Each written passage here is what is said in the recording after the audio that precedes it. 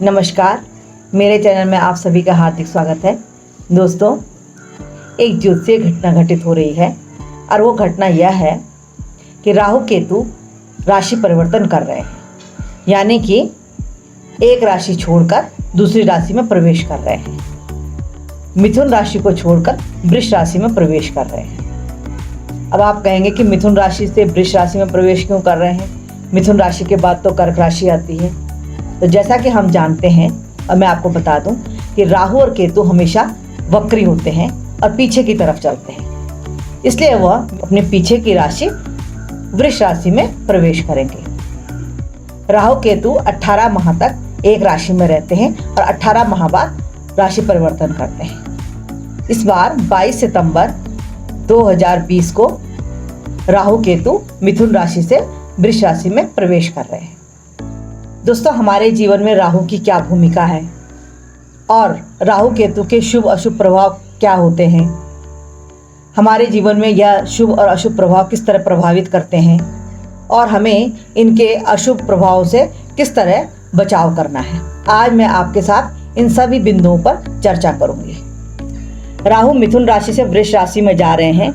बहुत से विद्वानों के कथनानुसार मिथुन राशि राहु की उच्च राशि कहलाई जाती है, लेकिन बहुत से विद्वानों के अनुसार उच्च राशि वृष राशि को मानते हैं। इसमें विद्वानों के बीच में मतभेद हैं।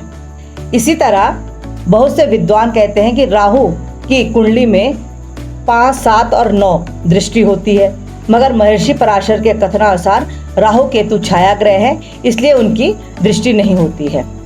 बहरहाल, जिस तरह राहु केतु खुद एक रहस्यमयी ग्रह है, उसी तरह के रहस्य भरे इसके बारे में धारणाएं भी बनी हुई हैं। राहु कुंडली में अगर अकेले हो तो शनि की तरह फल देता है और किसी अन्य ग्रह के साथ हो तो उस ग्रह के फल को या उस ग्रह की शक्ति को क्षीण करने का, कमजोर करने का प्रयास करता है।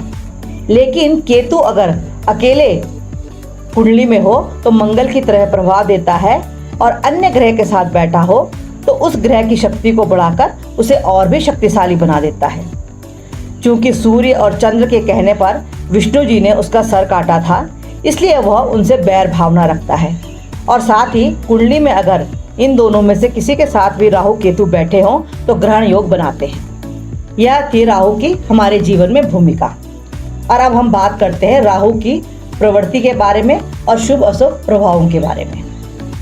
दोस्तों, राहु को अलगाव का, छल कपट का, प्रपंचों का घोतक माना गया है। साथ ही इसे कोहरे की यानी कि धुंध की संज्ञा भी दी जाती है। सबसे पहले हम बात करते हैं राहु के शुभ प्रभाव की। राहु का शुभ प्रभाव हमारे जीवन में भौतिक ऊंचाइयां देता है। राहु टेक्नोलॉजी का मालिक भी बताया जाता है, इसलिए इसके अच्छे प्रभाव होने पर कंप्यूटर क्षेत्र में सफलता के अधिक आसार बन जाते हैं। राहु जोड़ तोड़ की कला में बहुत माहिर होता है, इसलिए शुभ राहु राजनीति में काफ़ी ऊंचाइयां प्रदान करता है। भेष बदलने की कला के कारण शुभ राहु नाटकों में, फिल्मों में भी प्रसिद्धि दिलाता है।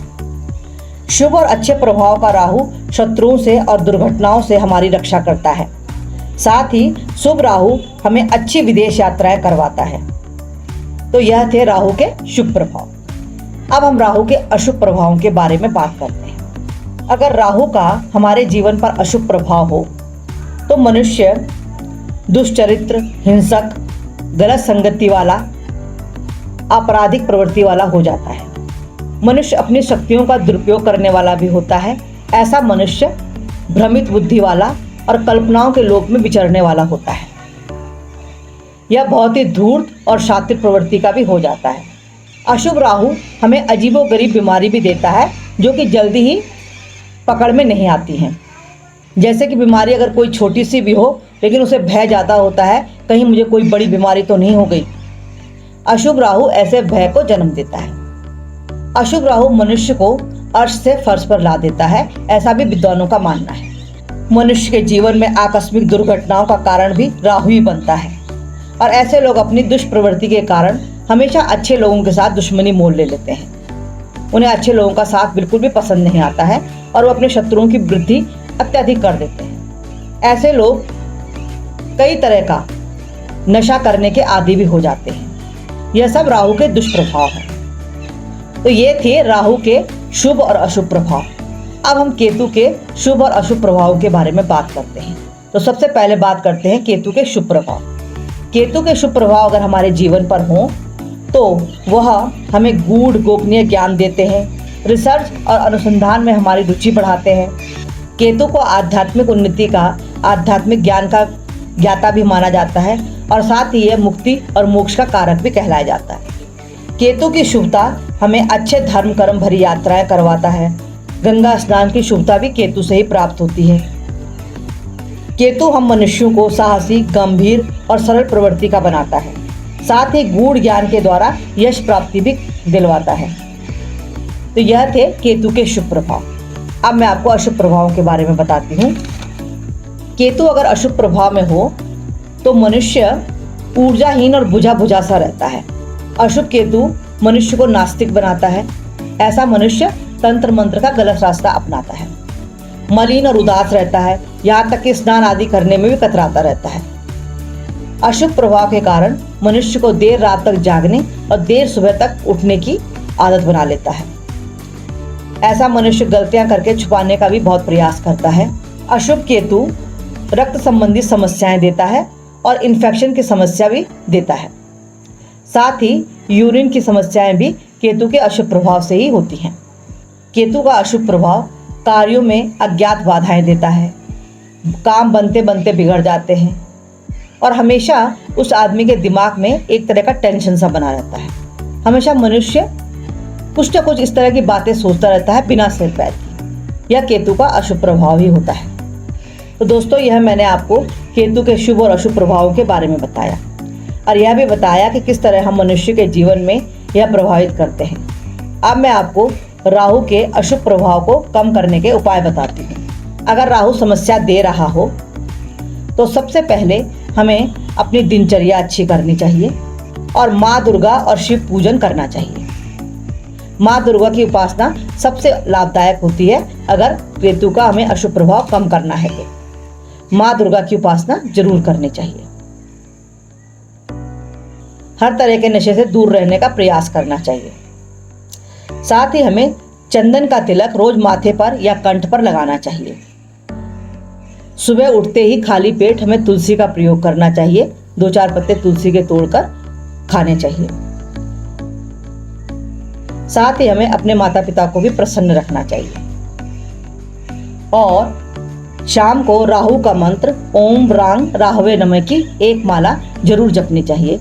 महिलाओं के प्रति हमें सम्मान रखना चाहिए और साथ ही छोटे छोटे कार्य करने वाले जैसे मजदूरों को, मोची को, झाड़ू लगाने वालों को, इनके प्रति अपने मन में सम्मान रखना चाहिए। अगर हम इनके प्रति अपने मन में सम्मान नहीं रखेंगे तो राहु हमारा बिगड़ता है। साथ ही हमें अपना बाथरूम साफ सुथरा रखना चाहिए। बाथरूम साफ सुथरा ना हो तब भी राहु के अशुभ प्रभाव प्राप्त होते हैं। इस तरह छोटे छोटे बातों को ध्यान में रखकर हम राहु के अशुभ प्रभावों को कम कर सकते हैं और इन उपायों को करने से राहु शांत रहता है। और अब मैं आपको बताती हूँ कि केतु के अशुभ प्रभावों को हम किस तरह कम कर सकते हैं। तो केतु के अशुभ प्रभाव को कम करने के लिए तो सबसे पहले हमें गणपति जी की शरण में जाना चाहिए। गणपति जी को रोज दूर्वा चढ़ाएं और उनकी आराधना करें। गणपति जी के अथर्वशीर्ष स्तोत्र का पाठ भी हम कर सकते हैं और अगर हम ये पाठ न कर पाएं तो रोज गम गणपते नमः की एक माला सुबह और एक माला शाम को जपनी चाहिए। कुत्तों को रोटी खिलानी है। विवाहित बहन या विवाहित बेटी को समय समय पर हमें दान देना चाहिए।